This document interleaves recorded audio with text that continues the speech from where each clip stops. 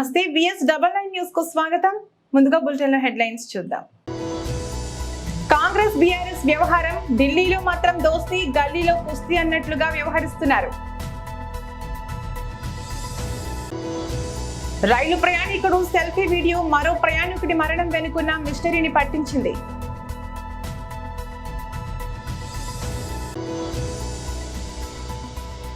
హన్మకొండలో మాజీ మంత్రి కేటీఆర్ పై కేసు నమోదు.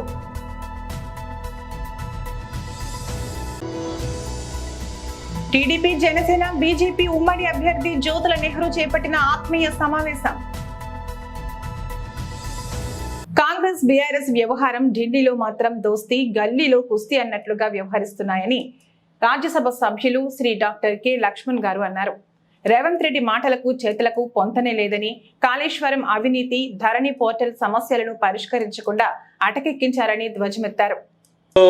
కాంగ్రెస్ ప్రభుత్వం ఏర్పడినప్పటి నుంచి రేవంత్ రెడ్డి గారు ముఖ్యమంత్రిగా బాధ్యతలు చేపట్టినప్పటి నుంచి కూడా గత బీఆర్ఎస్ ప్రభుత్వం యొక్క అవినీతిని, అక్రమాలను, కుంభకోణాలన్నీ కూడా వెలికి తీస్తాం, బయట పెడతాం, సూత్రధారులు, పాత్రధారులు అందరూ కూడా జైలుకు పంపిస్తామని చెప్పి చెప్పడమే కానీ పూర్తి స్థాయిలో ఈ యొక్క అంశం మీద కూడా నిబద్ధతతో విచారణ జరిపించి ఇప్పటి వరకు కూడా బీఆర్ఎస్ ప్రభుత్వం యొక్క నాయకులను బాధ్యులుగా చేసి వారి మీద మరి దర్యాప్తు జరిపినటువంటి దాఖలు కూడా కనపడతలేము. మేడిగడ్డ కాళేశ్వరం బ్యారేజ్ గురించి వేల కోట్ల అవినీతి, అక్రమాలు, కుంభకోణాలు, రిటైర్డ్ జస్టిస్లతో దర్యాప్తు విచారణ చెప్పి దాన్ని అటకెక్కించేశారు. ధరణి మీద కూడా ఒక ప్రత్యేకంగా ఒక కమిటీ వేసి విచారణ జరిపిస్తున్నామని చెప్పారు. లక్షల సంఖ్యలో దరఖాస్తులు కూడా వచ్చాయి. ఇంతవరకు కూడా ఒక్క దరఖాస్తు మీద కూడా పూర్తి స్థాయి చర్యలు తీసుకొని న్యాయం చేసిన దాఖలాలు లేవు. ఆరోపణలు చేస్తూ ఎందుకు మరి అర్ధాంతరంగా దాని మీద ఆపివేస్తున్నారో, ఈ రకంగా బాహాటంగా ఈ రెండు పార్టీలు కూడా ఒకరి మీద ఒకరు బురద జల్లే విధంగా నాటకీయ ఫక్కీలో ప్రజలను అసలు సమస్యల మీద నుంచి ఈ రకంగా రెండు పార్టీలు కలిసి ఢిల్లీలో దోస్తీ, ఇవాళ గల్లీలో కుస్తీ, ఈ బీఆర్ఎస్ కాంగ్రెస్ వ్యవహారంగా ఇవాళ స్పష్టంగా ప్రజలు ఇవాళ గమనిస్తా ఉన్నారు. రైలు ప్రయాణికుడు సరదాగా తీసుకున్న సెల్ఫీ వీడియో మరో ప్రయాణికుడి మరణం వెనుకున్న మిస్టరీని ముడివిప్పింది. కదులుతున్న రైలు నుంచి ఓ ప్రయాణికుడి ఫోన్ ను చోరీ చేసి అతడి మరణానికి కారణమైన దొంగ ఆట కట్టించింది. ప్రయాణికుడు తన సెల్ఫీ వీడియోను సోషల్ మీడియాలో పోస్ట్ చేయడంతో అది వైరల్ అయింది. దాని ద్వారా రంగంలోకి దిగిన పోలీసులు నిందితుడిని అదుపులోకి తీసుకోగా రైలు ప్రయాణికుడి మృతి వెనుకున్న మిస్టరీ వీడింది. మహారాష్ట్రలో జరిగింది ఘటన. 24 ఏళ్ల బ్యాంకు ఉద్యోగి ప్రభాస్ భాంగే హోలీ వేడుకల కోసం ఈ నెల 24న స్వగ్రామమైన పూణేకు సిద్ధేశ్వర్ ఎక్స్ప్రెస్ లో బయలుదేరాడు. 25న అతడి మృతదేహం విఠల్వాడి రైల్వే స్టేషన్ లో పట్టాలపై పడి ఉండడంతో రైలు నుంచి జారిపడి మృతి చెంది ఉంటాడని పోలీసులు భావించారు. అయితే సోషల్ మీడియాలో వైరల్ అయిన వీడియో అది ప్రమాదవశాత్తు మృతి కాదని తేల్చింది. దీంతో రంగంలోకి దిగిన పోలీసులు సెల్ ఫోన్ల దొంగ అయిన ఆకాష్ జాదవ్ 27ను అరెస్ట్ చేశారు. పూణే వెళ్తున్న ప్రభాస్ భాంగే అర్ధరాత్రి సమయంలో రైలు డోర్ వద్ద నిల్చున్నాడు. ఫోన్లో దొంగ అయిన ఆకాష్ జాదవ్ భాంగే చేతిలోని ఫోన్ లాక్కున్నాడు. వెంటనే అప్రమత్తమైన ప్రభాస్ దానిని చేజెక్కించుకునేందుకు రైలు నుంచి దూకాడు. ఈ క్రమంలో గాయాల పాలై అక్కడికక్కడే మృతి చెందాడు. ఈ ఘటన మొత్తం రైలు ప్రయాణికుడు తీస్తున్న వీడియోలో రికార్డైంది. మాజీ మంత్రి బీఆర్ఎస్ వర్కింగ్ ప్రెసిడెంట్ కేటీఆర్ పై హన్మకొండలో కేసు నమోదైంది. సీఎం రేవంత్ రెడ్డిపై కేటీఆర్ చేసిన వ్యాఖ్యలపై చర్యలు తీసుకోవాలని కాంగ్రెస్ నేతలు హన్మకొండ పోలీస్ స్టేషన్ లో ఫిర్యాదు చేశారు. నిరాధార ఆరోపణలతో ప్రజలను తప్పుదోవ పట్టిస్తున్నారని, శాంతి భద్రతలకు విఘాతం కలిగేలా కేటీఆర్ వ్యవహరిస్తున్నారని కాంగ్రెస్ నేతలు ఫిర్యాదులో పేర్కొన్నారు. కాంగ్రెస్ నేతల ఫిర్యాదుతో హన్మకొండ పోలీసులు కేటీఆర్ పై 0 FIR నమోదు చేసినట్లు తెలుస్తోంది. కాకినాడ జిల్లా కిర్లంపూడి మండలంలో జగ్గంపేట నియోజకవర్గం టీడీపీ, జనసేన, బీజేపీ ఉమ్మడి అభ్యర్థి జ్యోతుల నెహ్రూ చేపట్టిన ఆత్మీయ సమావేశం శనివారం మండలంలో చేపట్టిన కార్యక్రమంలో భాగంగా తిమ్మాపురం, SR పాలెం గ్రామాల్లోనే కాకుండా ఇంకా తదితర గ్రామాల్లో పర్యటించారు. తిమ్మాపురం గ్రామంలో కానూరి కాసులు, సోము నారాయణరావు, నామసాని తాసు, ఆధ్వర్యంలో సుమారు 20 మంది కార్యకర్తలను వైసీపీ నుండి జ్యోతుల సమక్షంలో టీడీపీ పార్టీలోకి కండువాలు కప్పి ఆహ్వానించారు. అనంతరం ఉమ్మడి టీడీపీ జనసేన బీజేపీ అభ్యర్థి జ్యోతుల నెహ్రూ మాట్లాడుతూ రాబోయే అసెంబ్లీ పార్లమెంట్ ఎన్నికల్లో ఉమ్మడి అభ్యర్థినైన జగ్గంపేట ఎమ్మెల్యే జ్యోతుల నెహ్రూ నాకు సైకిల్ గుర్తుపై జనసేన పార్లమెంట్ అభ్యర్థి తంగళ్ల ఉదయ శ్రీనివాసులకు గ్లాస్ గుర్తుపై ఓటు వేసి భారీ మెజార్టీతో గెలిపించాలని విజ్ఞప్తి చేశారు. ఈ కార్యక్రమంలో టీడీపీ నాయకులు వీరంరెడ్డి కాశీబాబు, బొజ్జపు నాగేశ్వరరావు, గోడే బాల, ఉమ్మడి నాగదుర, పట్టు చంటిబాబు, బొజ్జపు శ్రీను, వనపర్తి వీరభద్రరావు ఇంకా జనసేన టీడీపీ కార్యకర్తలు పాల్గొన్నారు.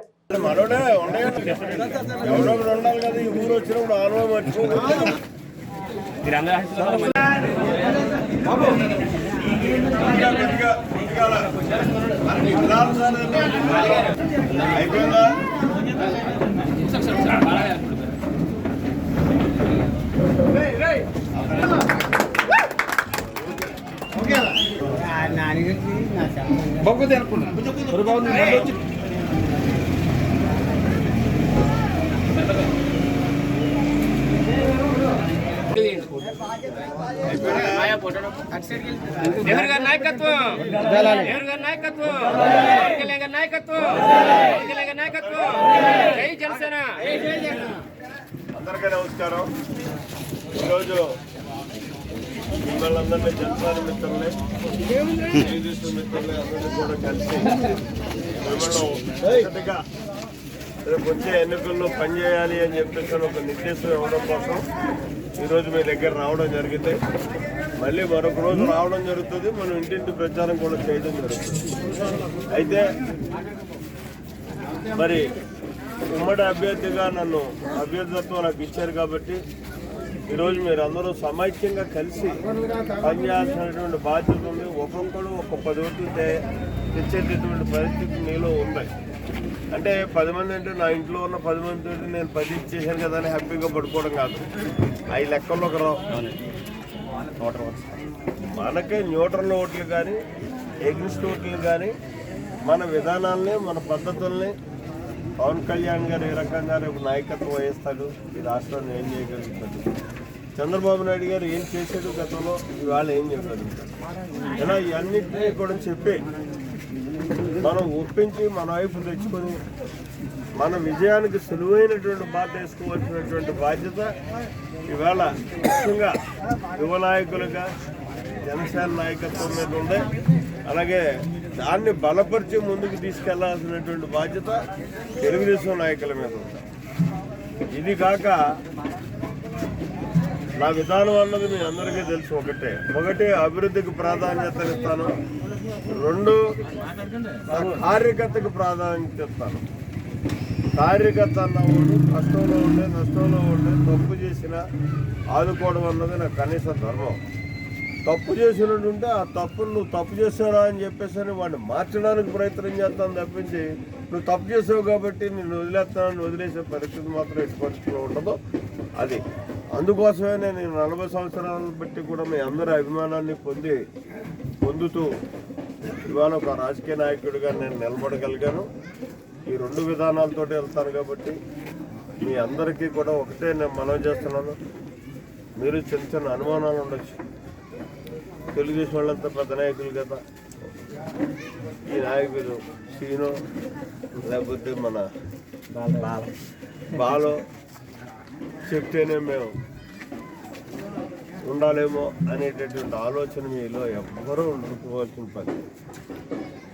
మీరు ఎవరు వచ్చినా పనిచేసేటటువంటి తీరే నా దగ్గర ఉంటుంది. అది అందరికీ తెలుసున్నదే. మా వాళ్ళు ఎవరో కూడా పల్లనవ్వని తీసుకురావాలి. ఏదైనా కీలకమైనటువంటి నిర్ణయం అన్నప్పుడు ఆ నిర్ణయానికి అందరూ సమైక్యంగా నిర్ణయం తీసుకోవాల్సిన బాధ్యత ఉంటుంది కాబట్టి అప్పుడు కూర్చోబెడతాం వాళ్ళని. అంతేగాని వ్యక్తిగతమైనటువంటి పనులకు కానీ మనకు రాజకీయానికి నష్టం లేనటువంటి పనులకు కార్యక్రమాలకు కానీ మీ కష్టాల్లో కానీ ఎవరో తీసుకొస్తే నేను పనిచేస్తాననే ఆలోచన ఏసారి మాత్రం పెట్టుకోవద్దు. నా ఫోన్ పేదింటి పెద్ద బిడ్డగా మీ సేవకునిగా వస్తున్నానని ప్రజలందరూ ఆశీర్వదించాలని బీఆర్ఎస్ నల్లగొండ ఎంపీ అభ్యర్థి కంచర్ల కృష్ణారెడ్డి గారు కోరారు. నల్లగొండ ఎంపీ అభ్యర్థిగా ప్రకటించిన తర్వాత నల్లగొండకు తొలిసారిగా వచ్చిన ఆయన బీటీ కాలనీలోని తమ క్యాంపు కార్యాలయంలో మాజీ ఎమ్మెల్యేలు గాదరి కిషోర్, భాస్కర్రావు, కంచర్ల భూపాల్ రెడ్డి గారులతో కలిసి మీడియాతో మాట్లాడారు. నేను పుట్టిన ఈ గడ్డ అభివృద్ధి కోసం నా చివరి రక్తపు బొట్టు వరకు పోరాడుతూనే ఉంటానని అన్నారు. జిల్లాలో వేలాది ఎకరాలు ఎండిపోయి రైతన్నలు ఆగమవుతుంటే కాంగ్రెస్ నాయకులు దున్నపోతుపై వర్షంలా వ్యవహరిస్తూ ఏసీ గదుల్లో కొలుకుతున్నారని ఆయన ఎద్దేవా చేశారు. పాత్రికేయ మిత్రులకు అందరికీ హృదయపూర్వక నమస్కారాలు తెలియజేస్తూ ఉన్నాం. ఈరోజు ముఖ్యంగా పార్లమెంటు ఎన్నికలు నోటిఫికేషన్ వచ్చిన తర్వాత మరోసారి ఎన్నికల సంగ్రామం మొదలైనటువంటి సందర్భంగా అందరం కూడా పూర్తి స్థాయిలో ప్రజాక్షేత్రంలోకి వచ్చి పనిచేయాలనేటువంటి ఒక లక్ష్యంతో ముందుకు సాగుతున్నటువంటి ఒక సందర్భం. అదే సందర్భంలో బీఆర్ఎస్ పార్టీ అభ్యర్థులుగా ఎవరు బరిలో ఉంటారనేటువంటిది దాదాపు నెల రోజులుగా ఒక సంశయం అందరికీ కూడా. సరే, దాంట్లో చాలామంది పోటీ పడ్డారు, చాలామంది అడిగిర్రు. కేసీఆర్ గారిని కానీ, కేటీఆర్ గారిని కానీ, జగదీష్ రెడ్డి గారిని కానీ, స్థానికంగా ఎమ్మెల్యేలుగా పనిచేసినటువంటి మాజీ ఎమ్మెల్యేలను కానీ సంప్రదించి మాకు అవకాశం ఇస్తే కనుక బరిలో ఉంటామని చెప్పేసి చాలామంది ఉత్సాహం చూపించినప్పటికీ పార్టీకి ఉండేటువంటి నిబద్ధత, పార్టీ పట్ల ఉండేటువంటి నిబద్ధత, పార్టీకి అవసరమైనప్పుడు సైనికుల లెక్క ఎవరైతే నిలబడగలుగుతాడో, ఈ సమయానికి ఎవరిని ఉపయోగించి మనం రణంలోకి పోతే గెలుపు సాధ్యమైద్దనేటువంటి ఒక పరిశీలన చేసిన తర్వాత దాదాపు 25 నుంచి 30 రోజులు సమీక్ష నిర్వహించి మాతో కూడా చర్చలు జరిపి జగదీష్ రెడ్డి గారు, కేటీఆర్ గారు, చివరికి కేసీఆర్ గారు ఒక దగ్గర సమావేశం చేసుకొని ఇప్పుడున్నటువంటి పరిస్థితులలో నల్గొండ పార్లమెంటు సభ్యునికి పోటీలో నిలబడడానికి కంచెల కృష్ణారెడ్డి గారు అయితే బాగుంటుందని చెప్పేసి ఒక నిర్ణయం తీసుకోవడానికి మేమందరం కూడా ముందుగా స్వాగతిస్తూ ఉన్నాం.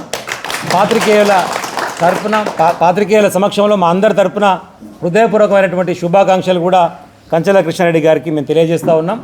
వారిని అభ్యర్థిత్వాన్ని ప్రకటించినందుకు కూడా గౌరవ రాష్ట్ర అధ్యక్షులు మాజీ ముఖ్యమంత్రి కేసీఆర్ గారికి, మా కార్యనిర్వాహక అధ్యక్షులు కేటీ రామారావు గారికి, అదేవిధంగా గుంటకల్ల జగదీష్ రెడ్డి గారు మాజీ మంత్రివారికి, సహకరించినటువంటి మాజీ శాసనసభ్యులు, ఈ నియోజకవర్గ పరిధిలో ఉన్నటువంటి అందరికీ కూడా హృదయపూర్వకమైనటువంటి ధన్యవాదాలు కూడా మేము అందరం తెలియజేస్తూ ఉన్నాం.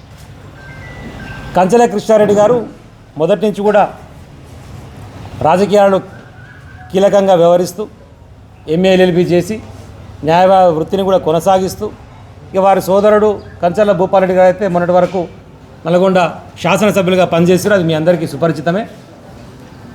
వారి ఇండిపెండెంట్గా పోటీ చేసినప్పుడైనా 2018లో బీఆర్ఎస్ పార్టీ అభ్యర్థిగా పోటీ చేసినప్పుడైనా వారికి వెన్నుదన్నుగా నిలబడి వారి గెలుపులో కీలక పాత్ర పోషించి బై ఎలక్షన్ ఎప్పుడు వచ్చినా సరే వారికి ఇచ్చినటువంటి పూర్తి బాధ్యతను, అది హుజూర్ నగర్ అయినా, అది నాగార్జున సాగర్ అయినా, అది మునుగోడైనా, వారు అప్పుడు టికెట్ ఆశించినప్పటికీ కేసీఆర్ గారు పిలిచి నువ్వు బాధ్యత తీసుకొని గెలిపించుకురావాలి కృష్ణ అని చెప్తే వారి మాటకు గౌరవించి పార్టీ కమిట్మెంట్లో భాగంగా ఒక సైనికుల్లాగా అన్ని విజయాలలో కీలక పాత్ర పోషించినటువంటి దాన్ని కూడా గుర్తు చేసుకుంటూ, ఆ రోజే కేసీఆర్ గారు సమయం సందర్భం వచ్చినప్పుడు నేను నీకు ప్రజాక్షేత్రంలో పోటీ చేయడానికి అవకాశం ఇస్తా, తొందరపడకు, ఎవరికైనా సరే సందర్భం వస్తుందని చెప్తే ఆ రోజు వారు ఆగడం, దాని కంటిన్యూషన్లో ఈరోజు వారికి అవకాశం వచ్చింది. ఇక్కడ ఉన్నటువంటి పోటీ కూడా నల్గొండ పార్లమెంటు పరిధిలో కనుక చూస్తే దాదాపు ఇప్పటికే 3.5 నుంచి 4 లక్షల ఎకరాల వరకు ఎండిపోయినటువంటి ఒక దౌర్భాగ్యమైనటువంటి దుస్థితి మనకు కనపడతా ఉంది. మరి అవతల పక్క వచ్చేటువంటి పార్టీలు, ఇప్పుడు అధికారం ఉన్నటువంటి పార్టీలు వాళ్ళ అభ్యర్థి ఏమని చెప్పేసి రావాలి, మరి కృష్ణాన్నతో ఏమని చెప్పి పోటీ పడాలి? నేను చదువుకున్నాను, నేను కూడా న్యాయవాది వృత్తి చేస్తున్నాను పోటీ పడాలన్నా? నేను ఉద్యమకారులను పోటీ పడాలన్నా? పార్టీ కమిట్మెంట్ కోసం చేసామని పోటీ పడాలన్నా? లేకపోతే నినాక మన జరిగినటువంటి హైదరాబాద్లో హోటల్లో దొరికినటువంటి డ్రగ్స్ కేసులో నేనే ప్రధాన నిందితుడిని కాబట్టి నా నిందితుని చూసి నాకు కోటారని చెప్పేసి ఇప్పుడు ఉన్నటువంటి కాంగ్రెస్ పార్టీ అభ్యర్థి అడగాలనా అనేది దయచేసి ఆలోచించమని చెప్పేసి మీ అందరి ద్వారా నల్గొండ పార్లమెంటు పరిధిలో ఉన్నటువంటి ఓటర్ మహాశీలను విజ్ఞప్తి చేస్తా ఉన్నాను. మాట్లాడితే, నోరు తెరిస్తే వాళ్ళని కూర్చోబెట్టి అసలు విద్యార్థులకు ఏం కావాలి, ఏం చేస్తే ఈ విద్యా విధానం మారుతుంది అని ఎప్పుడన్నా ఆలోచించినావా? ఒక్క 2 గంటలు కేటాయిస్తే ఆ విద్యా విధానం మొత్తం మారవచ్చు. కానీ నువ్వు మార్చలే. ఎంతసేపు కేసీఆర్ని తిట్టాలి, కేసీఆర్ తప్పులు చేసిండు. అసలు నువ్వు బడ్జెట్ లంకె బిందెలు అంటాడు. లంకె బిందెలు అసలు ప్రభుత్వంలో లంకె బిందెలు ఉంటాయి. ఫస్ట్ నుంచి 7th వరకు పన్నులు వస్తాయి, ఏది అన్ని రకాల పన్నులు వస్తుంటాయి, తర్వాత ఖర్చు పెడుతుంటారు. ఎప్పుడు మిగులు ఆదాయం ఉండదు. ఎంత ధనిక రాష్ట్రమైనా అప్పులు చేస్తారు, అప్పులు తప్పకుండా చేస్తారు. మరి నువ్వు కేసీఆర్ అప్పులు చేస్తున్నావు అన్నావు కదా, మరి నువ్వేం చేస్తున్నావు? నువ్వు కూడా మొన్న ప్రవేశపెట్టిన బడ్జెట్లో దాదాపు 59,000 కోట్లు నేను అప్పు చేస్తాను నువ్వే ఇచ్చినావు. మరి ఇప్పుడు నువ్వేం మాట్లాడుతున్నావు? నీకు అర్హత ఎక్కడిది? కేసీఆర్ గురించి మాట్లాడే అర్హత నీకు అసలే లేదు. అందుకనే ఒక్కసారి నాకు అవకాశం ఇవ్వండి. నేను ఈ పేద ప్రజలకు, ఇక్కడున్న రైతులకు, రైతు కుటుంబాలకు, రైతు కూలీలకు నాకు చేతనైనంత సాయం చేస్తా. వారి కొరకు ఇప్పుడు రైతు బంధు 15,000 ఇస్తాడు, ఇయ్యలే. 9వ తారీఖే ఇస్తాడు, ఇయ్యలే. 2 లక్షలు రుణమాఫీ చేస్తాడు, ఇయ్యలే. ఆసరా పెన్షన్ 2,000 నుంచి 4,000 చేస్తున్నాడు, చేయలే. మరి ఇంకేం చేస్తావు? ఇంకెప్పుడు చేస్తావు? 9వ తారీఖు డిసెంబర్ పోయి 3 నెలలు దాటి ఇప్పుడు 4వ నెల పడుతుంది. 4 నెలల టైం అంటే తక్కువ టైం కాదు. ఈ ప్రస్తుత కాలమాన పరిస్థితుల్లో 4 months అంటే బిగ్ టైం. మరి నువ్వేం ఆలోచిస్తున్నావు? నీ మైండ్లో ఏముంది అసలు? నువ్వేం చేస్తావు? ఈ రైతులకు, ఈ ప్రజలకు ఏం చేస్తావు? కనుక మాకు ఒక్క అవకాశం ఇవ్వండి. నేను ఈ ప్రజలకు సేవ చేసుకుంటా.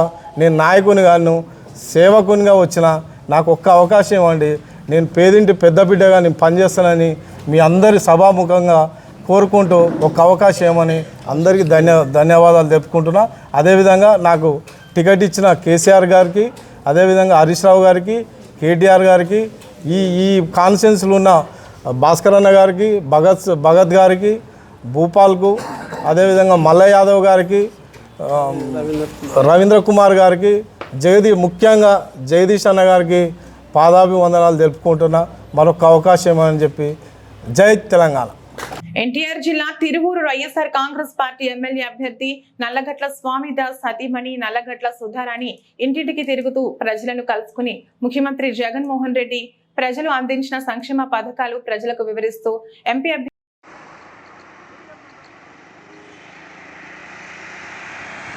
అభ్యర్థిగా పోటీ చేస్తున్న కేసినేని నాని, ఎమ్మెల్యే అభ్యర్థిగా పోటీ చేస్తున్న నల్లగట్ల స్వామిదాస్ కి ఫ్యాన్ గుర్తుపై ఓటు వేసి గెలిపించాలని అన్నారు.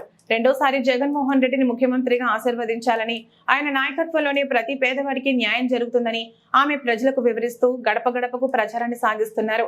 ఈ కార్యక్రమంలో వైఎస్ఆర్ కాంగ్రెస్ పార్టీ నాయకులు, కార్యకర్తలు పాల్గొన్నారు.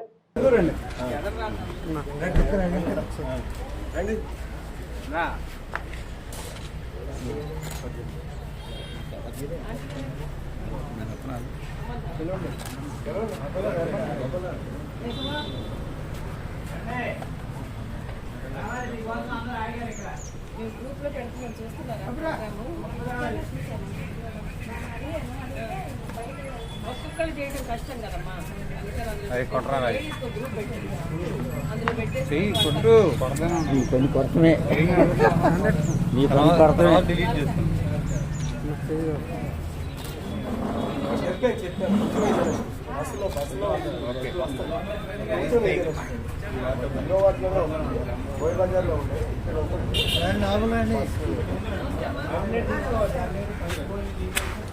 ఎందుకు అటు ఇటు తిరుగుతారు అర్థం కాదు కానీ తీసేటప్పుడు.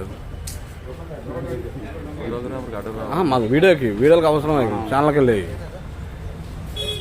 అంబర్పేటలోని అతిపెద్ద నూతన వస్త్రాలయం శ్రీ శ్రీనివాస ఎక్స్క్లూజివ్ షోరూమ్ ను కేంద్ర మంత్రి కిషన్ రెడ్డి, అంబర్పేట్ ఎమ్మెల్యే కాలేరు వెంకటేష్ చేతుల మీదుగా ఘనంగా ప్రారంభించారు. ముందుగా వారు జ్యోతి ప్రజ్వలన చేశారు. అనంతరం మంత్రి ఎమ్మెల్యేకు శాలువతో సన్మానించారు. ఈ సందర్భంగా కత్తుల బ్రదర్స్ ఎండి శ్రీనివాస్ సుదర్శన్ రావు మాట్లాడుతూ చేనేత కార్మికులతో నేసిన కంచి, పట్టు, పుప్పాడ, గద్వాల్, పోచంపల్లి, బనారస్ చీరలు నేరుగా తమ షాపుల్లోనే లభిస్తాయని తెలిపారు. అంతేకాకుండా పెళ్లి పండుగలకు ప్రతి ఒక్కరికి సరసమైన ధరలకు లభిస్తాయన్నారు. ప్రతి ఒక్కరూ విచ్చేసి కొనుగోలు చేయాలని వారు కోరారు.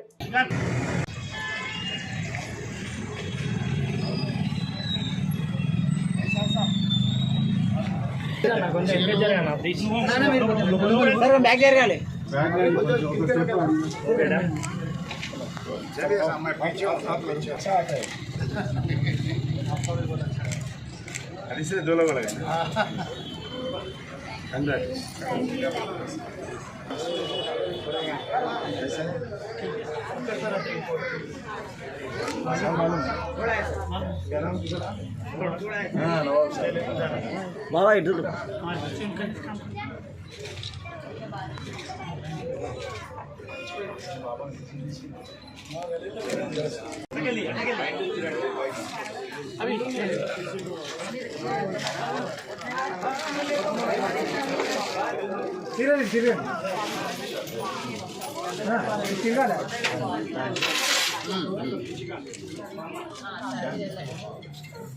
శుభాకాంక్షలు అందరికీ.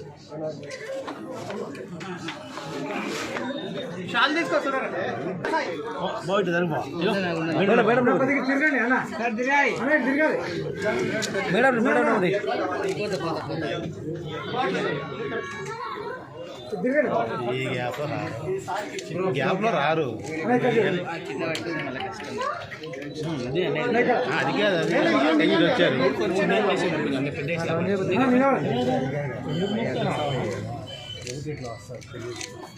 Okay done sir. Okay sir.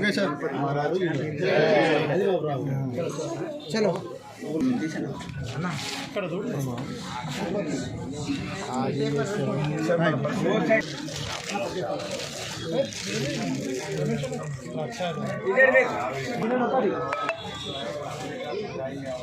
Okay done sir. Okay sir.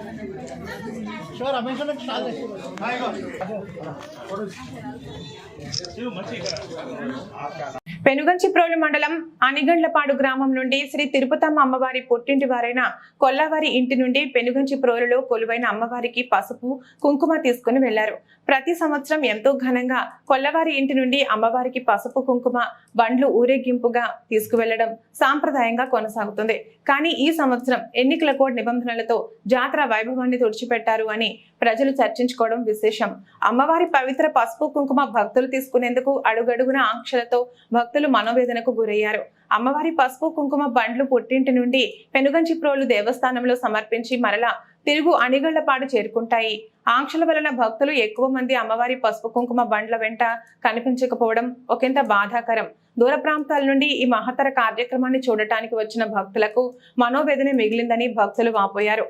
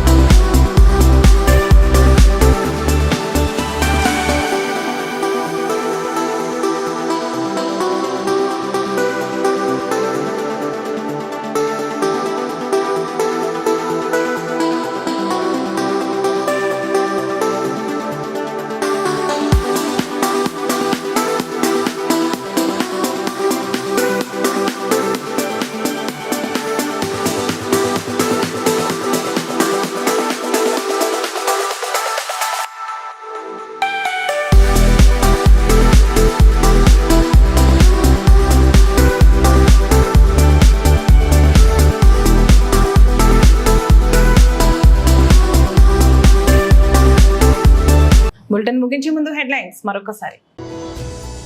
Congress BRS వ్యవహారం ఢిల్లీలో మాత్రం దోస్తీ, గల్లీలో కుస్తీ అన్నట్లుగా వ్యవహరిస్తున్నారు. రైలు ప్రయాణికుడు సెల్ఫీ వీడియో మరో ప్రయాణికుడి మరణం వెనుకున్న మిస్టరీని పట్టించింది.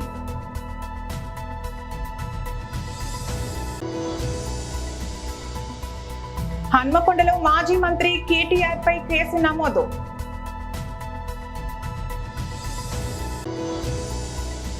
టీడీపీ, జనసేన, బీజేపీ ఉమ్మడి అభ్యర్థి జ్యోతుల నెహ్రూ చేపట్టిన ఆత్మీయ సమావేశం.